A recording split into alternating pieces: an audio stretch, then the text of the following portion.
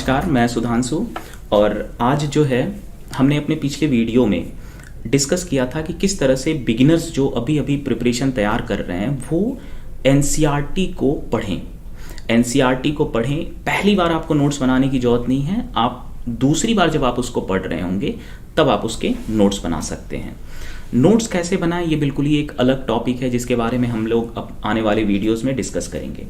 आज की बात हम करेंगे कि एक बार आपने एनसीईआरटी पढ़ लिया, अब आपको बेसिक अंडरस्टैंडिंग है ना, कि जो भी यूपीएससी के सिलेबस के मेजर सब्जेक्ट्स हैं उसमें क्या पढ़ना है, किन चीज़ों के बारे में जानना है। इसके बाद हमारा स्टार्ट होता है कि ज़्यादातर स्टूडेंट, खास करके जो अभी 2023 का एग्ज़ाम देने वाले हैं, उन लोगों ने, मुझे उम्मीद है कि उन लोगों ने अपना ये फेज ज़रूर कंप्लीट कर लिया होगा कि जो एनसीईआरटी बेस्ड जो बेसिक स्टडी है, बेसिक रीडिंग है, उसको पूरा करने के बाद अब क्या करें, एनसीईआरटी के बाद क्या करें।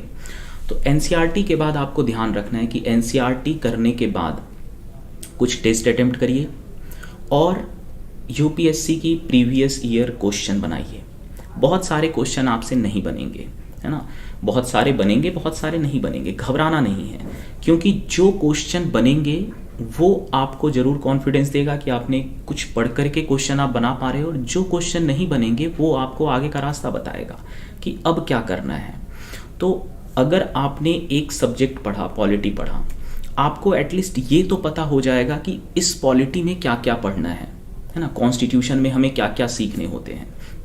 जब आप अपने सेकेंड फेज में हो, जो कि 23 में एग्ज़ाम देने वाले लोग अभी होंगे, उन्हें हर टॉपिक का, जितने भी टॉपिक आपने पढ़ा बुक्स में से, हर चैप्टर में से, हर टॉपिक के बारे में आपको करंट न्यूज़ जो भी पिछले साल, एक साल में हुए हैं उससे रिलेटेड, आपको उसके नोट्स बनाने हैं।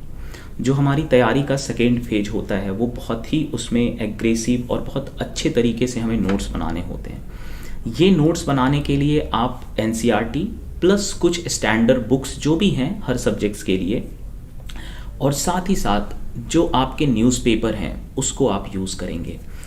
और जब आपके पास जितने भी टॉपिक्स हैं, फॉर एग्जांपल मैं पॉलिटी की बात करता हूँ।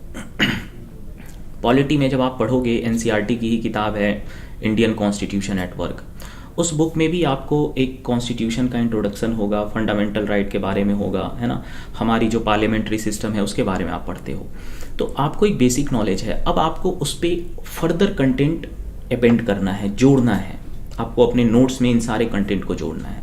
तो उसके कई सारे तरीके हैं। अगर आप फिजिकल न्यूज़पेपर पढ़ रहे हो तो आपको न्यूज़ की कटिंग या न्यूज़ के टॉपिक वाइज नोट्स आपको थोड़े बहुत बनाने शुरू कर देने होंगे, या फिर अगर आप ऑनलाइन वर्जन पढ़ रहे हो, है ना, ई पेपर पढ़ रहे हो, तो आप ऐसे टॉपिक्स को गूगल पे सर्च कर सकते हैं और उन टॉपिक में जो भी अच्छे रिसोर्स हैं, जैसे इंडियन एक्सप्रेस के न्यूज़ जो आर्टिकल्स आते हैं जो उस टॉपिक से रिलेटेड हैं, फॉर एग्जांपल आप पार्लियामेंट्री सिस्टम के बारे में आपको नोट्स बनाने हैं, तो उससे रिलेटेड जो भी न्यूज़ हैं उसको पढ़िए। थोड़ा सा शुरुआत में आपको कठिन लग सकता है, लेकिन धीरे धीरे आप बहुत कंफर्टेबल हो जाएंगे जब आप एक सब टॉपिक के बारे में ऐसे बहुत ही कॉम्प्रिहेंसिव नोट बना पाओगे अपने बेसिक बुक को यूज़ करके, और साथ ही साथ जो अच्छे सोर्स के न्यूज़ हैं उनको यूज़ करके।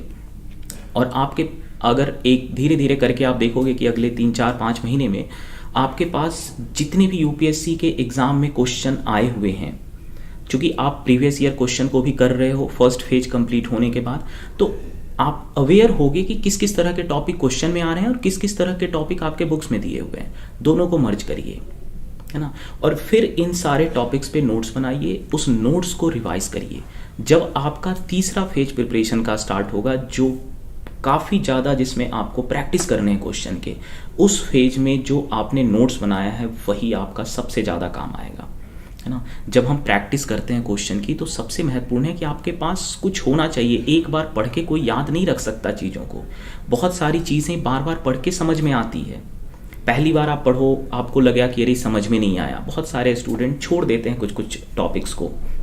अक्सर आप सुनोगे कई लोगों को कि प्रीलिम्स में मिडाइवल के क्वेश्चन ऐसे आते हैं हिस्ट्री में जो बहुत मुश्किल से बनते हैं, तो लोग कहते हैं कि मैंने उसको स्किप कर दिया।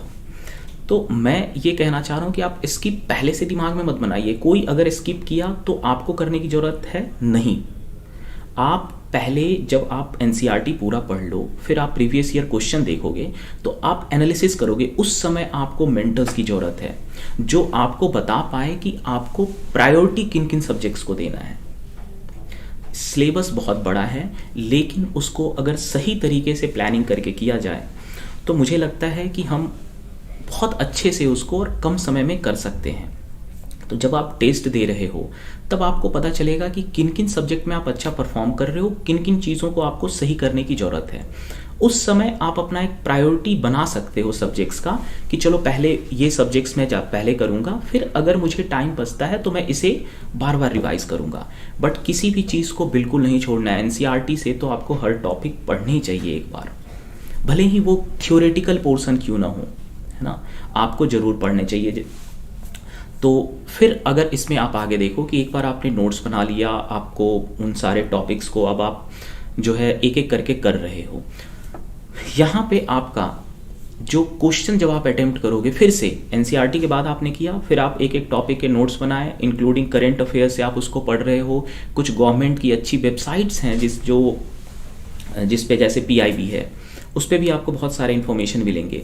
पर आपको डे बाय डे फॉलो करने की ज़रूरत नहीं है इन वेबसाइट्स को, आप टॉपिक वाइज फॉलो करिए, है ना। गूगल पे सर्च करिए। अगर आप में से कई सारे लोग ने गूगल पे एक एडवांस सर्च का भी ऑप्शन होता है जिसमें हम एग्जैक्टली सर्च कर सकते हैं कि पिछले 2 साल में इस टॉपिक से रिलेटेड क्या क्या ऐसी चीज़ें आई हैं जो पीआईबी पे दिया गया है ना। तो एक बार आप अपना नोट्स कॉम्प्रिहेंसिव बना लोगे, 80% अगर टॉपिक के आपने नोट्स बना लिया, फिर आपका काम बहुत ही आसान हो जाएगा। और एक बार जब आप देखोगे कि अभी जो प्रिपरेशन का फेज है, जो लोग 23 के लिए पढ़ रहे हैं वो अपने इसी फेज में हैं, वो यही नोट्स बना रहे हैं। वो जो लोग सेकेंड अटेम्प्ट है जिनका या थर्ड अटेम्प्ट है, वो लोग मेंस के भी क्वेश्चन को प्रैक्टिस कर रहे हैं। और यूपीएससी की एग्ज़ाम मई जून में अभी लगभग 5 महीने का टाइम है हमारे पास। मोस्ट प्रोबेबली जनवरी के लास्ट या फरवरी के स्टार्टिंग से ये सारे लोग जो भी अपने अलग अलग फेज में हैं वो प्रीलिम्स स्पेसिफिक तैयारी करने को स्टार्ट करेंगे जनवरी के लास्ट या फरवरी के स्टार्टिंग में, डिपेंडिंग ऑन, हो सकता है अगर किसी का प्रीलिम्स बहुत अच्छा हो तो वो थोड़ा लेट से भी शुरू करे। बट प्रीलिम्स के क्वेश्चंस और प्रीलिम्स का जो टफनेस है उसको देखते हुए मैं भी यही सजेस्ट करूंगा कि कम से कम आप 3-4 महीने का टाइम दें प्रीलिम्स को ही, जब आपके पास वो नोट्स बन गया हो और आप सिर्फ क्वेश्चन को प्रैक्टिस कर रहे हो। ठीक है। एक इसमें और एक सवाल है कि अगर अभी तक आपके नोट्स नहीं बन पाए हैं बहुत सारे, तो आपको क्या करना चाहिए। इसके बारे में भी एक बिल्कुल अलग विषय है जिसके बारे में हम लोग अपनी अगली वीडियोस में बात करेंगे। और साथ ही अगर जितनी चीज़ों को आज हमने बात किया, किसी भी स्टूडेंट को, किसी भी तैयारी करने वाले को अगर कोई स्पेसिफिक सा डाउट है कि उनको इस सब्जेक्ट में ये चीज़ प्रॉब्लम हो रहा है या कोई एक पर्टिकुलर सब्जेक्ट का नोट्स नहीं बना पा रहे हैं, तो आप हमसे ज़रूर कांटेक्ट करें, आप हमारे पास आएँ, हम आपकी मदद करेंगे इसमें। हमारे जो सब्जेक्ट एक्सपर्ट हैं वो आपको बताएंगे कि किस तरह से इन सारे सब्जेक्ट्स का आप नोट्स बना सकते हैं या कैसे उसमें आप उसको फर्दर आप समझ सकते हैं। तो आज के सेशन में इतना ही रखते हैं और मुझे उम्मीद है कि आपको ये वीडियो अच्छा लगा होगा। आप इस वीडियो को ज़रूर उन लोगों तक भी पहुंचाएं जिन्हें इस तरह की चीज़ की ज़रूरत है। और इसी के साथ आप हमारे चैनल को सब्सक्राइब भी करें ताकि आप और भी आपको ऐसे वीडियो मिलते रहें। धन्यवाद।